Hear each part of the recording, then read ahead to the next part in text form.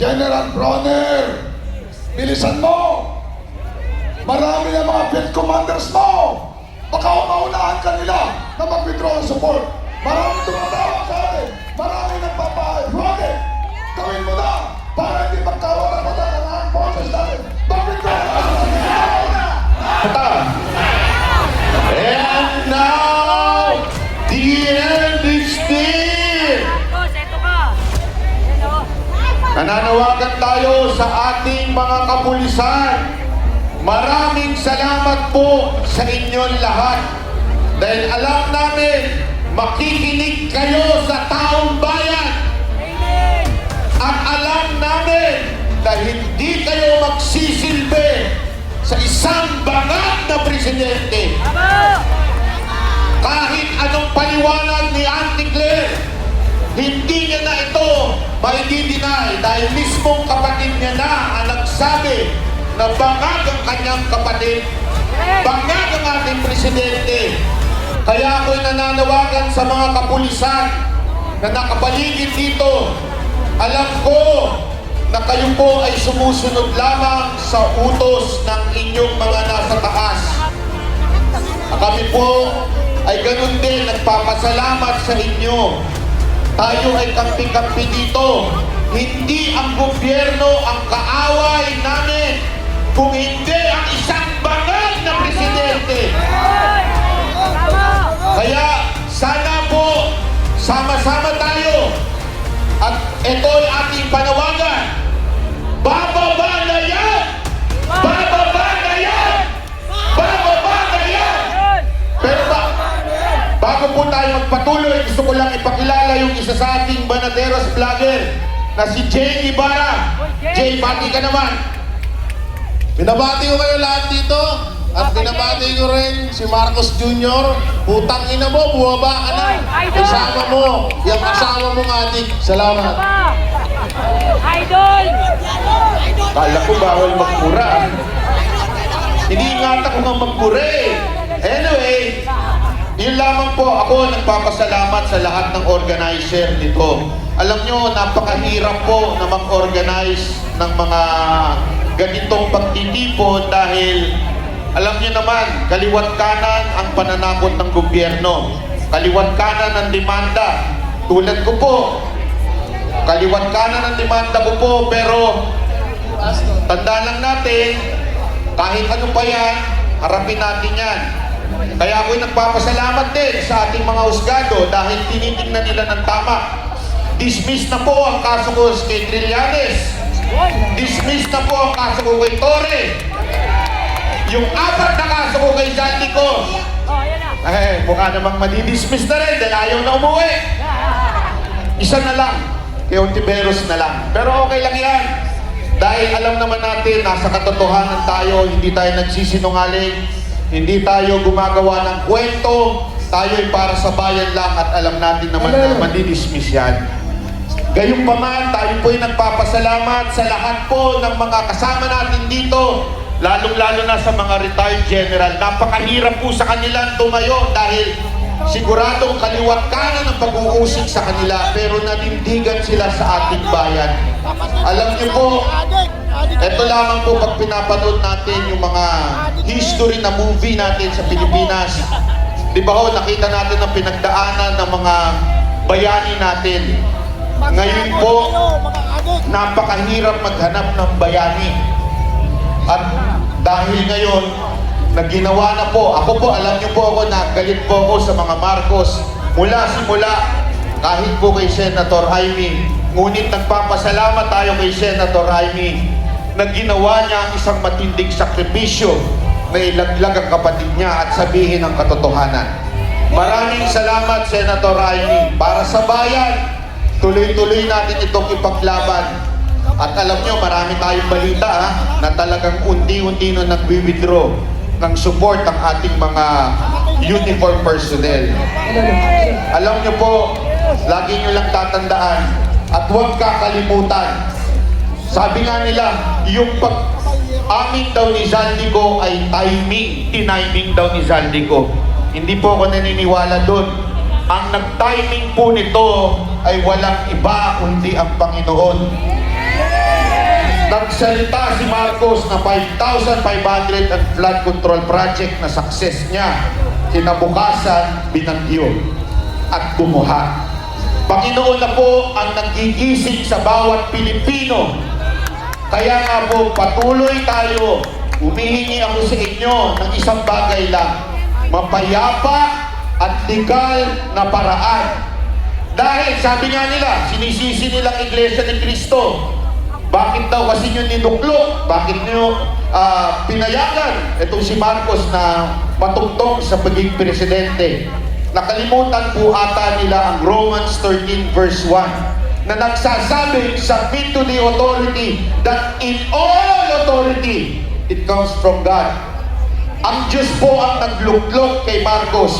Ngunit, hindi kasalanan ng INC o tayong mga nabudol o kung sino man at lalong-lalo na ng Panginoon kung ang isang tao ay naging corrupt. Ang tawag doon, free will.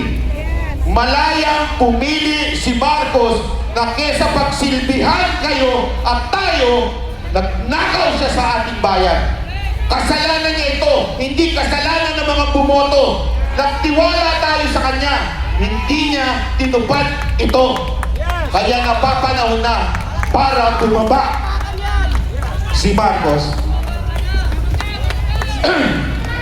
Maraming salamat po sa inyo lahat. Thank you po. Muli, okay. Muli. Sensya na kayo. Wala nang boses. General Bronner, bilisan mo. Marami na mga field commanders mo. Baka umaunahan ka nila na mag-withdraw ang support. Marami tumatawa sa atin. Marami nagpapahay. Bakit? Gawin mo na para hindi magkawalan mo na ng ang boses natin. Mag-withdraw ang support. Nakauna! Alam niyo po, hindi po talaga ako political blogger. My real expertise is I'm an applied neuroscience specialist. I specialize in the brain.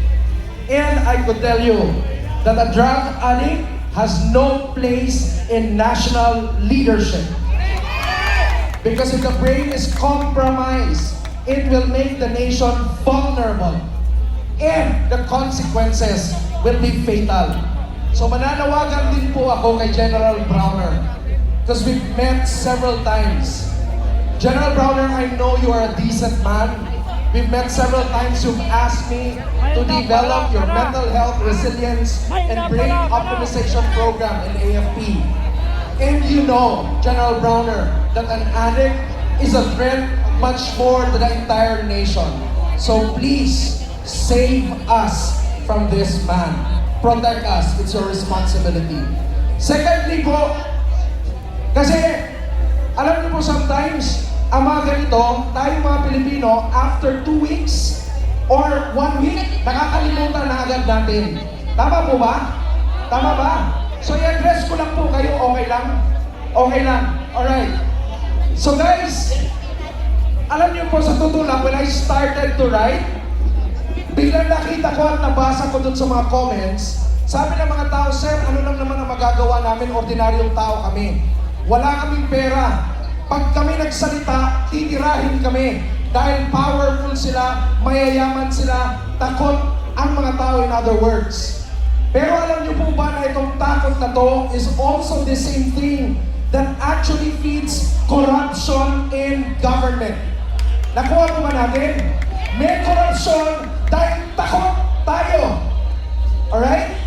Now, sindutan po natin ang konting science lang. Meron pong tawag dyan. Ang tawag dyan is learned helplessness. Ano po yung learned helplessness? Ito po yung kapag ang experiment nila, naglagay sila ng aso sa isang kulungan. Tapos, on one side ng kulungan, may shock. Tapos nilagyan nila ngayon ng isang barrier sa gitna. Nung pinatugtog yung shock, yung aso lulundag sa kabila. At nagulat yung aso kasi may shock din pala sa kabila. Dumaan ang isang week, panundag-lundag yung aso para mag-survive from the shock. Pero alam niyo kung ano nangyari after 2 weeks? Tanungin niyo kung ano? Kahit marinig pa ng aso yung shock, hindi na siya gumagalaw. Kasi umaandar na yung utak ng aso at sinasabi niya, natural na to, ganito na lang talaga to, eto na yung bagong natural sa buhay ko. learned helplessness. Nangyayari sa mga hayop, but apparently in the Philippines, it's also happening in the Philippines. People are so disempowered. And in fact, in neuropolitics, tinuturo po yan na gumagawa yung mga gobyerno daw ng mga events para dumating sa punto na overexpose yung mga tao sa abuso to the point that they start accepting it, they complain, but they don't do anything. It's called learned helplessness, my friends. Let me remind you this. Nung bumaha po sa Tino, nakita po natin yung mga videos, tama po ba? And there's one particular video there that gripped my heart. Yung nanay, kasama niya mga anak, nasa bubong sila. Anong sabi ng anak? Mommy, we lost everything. And maybe you have not lost everything in Manila or in Luzon, but guys, realize that you have lost your future because of our corrupt officials. Pero ang pinakamaganda sa sinagot ng nanay, alam niyo ano?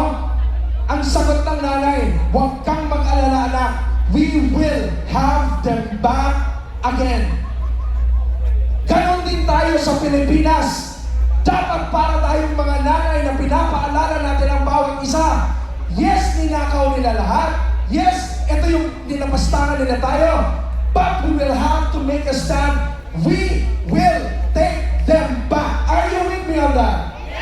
Kasi po hindi pala po sa ang laban. And I think of a certain analogy about it. Alam niyo po ba yung story ng Ten Commandments? Tama po ba? Magtatapos ako dito. Di ba sa Ten Commandments, may abusive na ruler called Pharaoh. And for hundreds of years, nagkaroon ng 10 plagues. Yung 10 Commandments nangyari. Tama po ba? Tapos nakalabas yung mga tao from Egypt by crossing the Red Sea. Pero hindi yun ang hantungan. Ang totoong hantungan talaga, ang gusto ni Lord, makalabas sila sa Egypt para mapunta sila sa Promised Land. Pero nandun sila sa disyerto dahil sobrang takot sila sa mga higante na nasa Promised Land. Alam niyo ano nangyari? Tumagal sila ng 40 years. Everybody listen to me because I think this is important in terms of analogy. 40 years. It took them 40 years to cross the Promised Land. Do you know that the time that the senior Marcos was ousted was exactly 40 years from today? We are now on the 40th year. The battle is not over. It's not just to replace the president. It is for us to pursue our promised land. Kasi may destiny ang Pilipinas. Malaki ang plano ng Diyos para sa Pilipinas.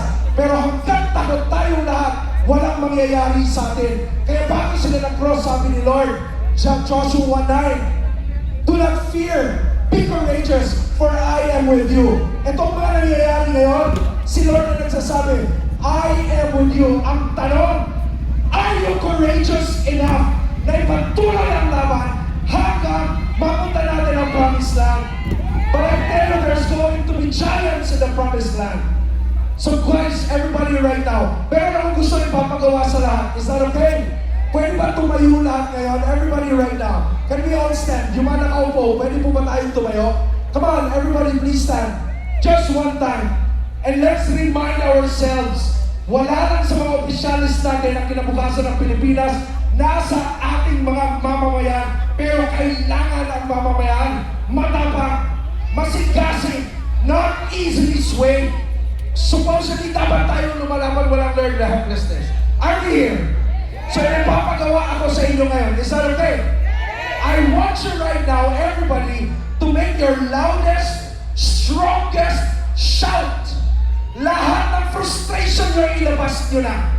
Lahat ng galit nyo ilabas nyo na. Pero pag sumigaw kayo, huwag kayong sumigaw na desperado. Kasi alam ko, mananalo tayo at sigurado ito. Are we here? Are you ready to make that shout right now? Are you ready to make that shout at the count of 5? Everybody count 5, 4, 3. And I want you to shout longest shout, but also a shout of victory. Galit ka pero sigurado kang mananalo. Can we count down? Everybody, 5, go! 5, 4, 3, 2, 1. Come on, shout! Come on!